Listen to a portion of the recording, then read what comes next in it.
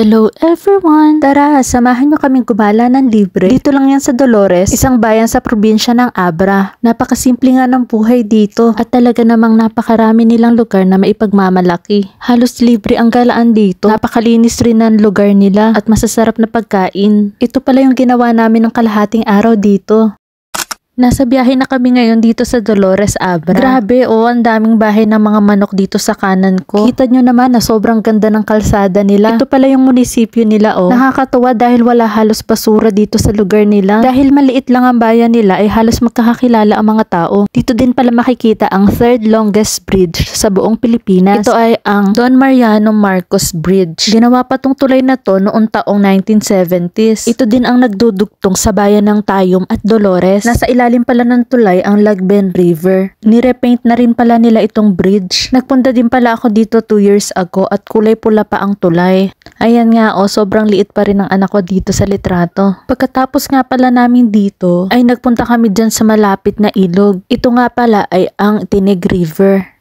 Napakalinis nga ng ilog nila Marami nga pala ang hipon at isda sa ilog na ito. Pwede ka nga pala maligo ng libre dito. Kaso medyo malamig pa niyang panahon na yan kaya hindi na kami nakaligo. Sobra ding daming pine tree ang matatanaw mo dun sa malayo Pati yung bundok ay sobrang ganda talaga. May mga cottages din dito sa tabi ng ilog dati. Kaso nawala na daw siya noong tumaas at lumakas ang agos ng ilog. Ang lakas din ng hangin ngayon dito kaya nagtampisaw na lang din kami dito sa ilog. Dito nga pala sa Abra ay kilalang pagkain ang Mickey Noodles. At eksakto naman malapit dito sa ilog ay may tindahan ng Mickey. Yan nga pala yung order namin, Mickey Special. 50 pesos yan at pwede kang humingi ng extra na sabaw. Ayan nga gustong gusto ng anak ko. Magmumukbang daw siya. Ito ay isa sa pagkain na masarap na ipinagmamalaki talaga ng Abra. Iba talaga ang Abranian style ng pansit Mickey. Gusto talaga siya dito mapabata man o matanda. Mas masarap nga pala itong Mickey pag hinaluan ng chili sauce. Huli nga pala namin pinuntahan ay ang bagong tulay dito sa Dolores. Ito ay ang Legacy Bridge na nagdurugtong sa bayan ng Dolores at ng La Paz. Wala pang 1 taon mula nang buksan ang tulay na ito. Mas napadali na rin ang biyahe papuntang La Paz. Kasi dating wala pa tong bridge ay iikot ka pa doon sa Bangged. May mga nagbabangka rin dati para lang makatawid. Ngayon, 5 to 10 minutes lang nandun ka na sa kabila. Nagpalipas na rin kami ng oras dito at hinihintay namin ang sunset. So yun lamang ngayong araw. Hanggang sa uulitin.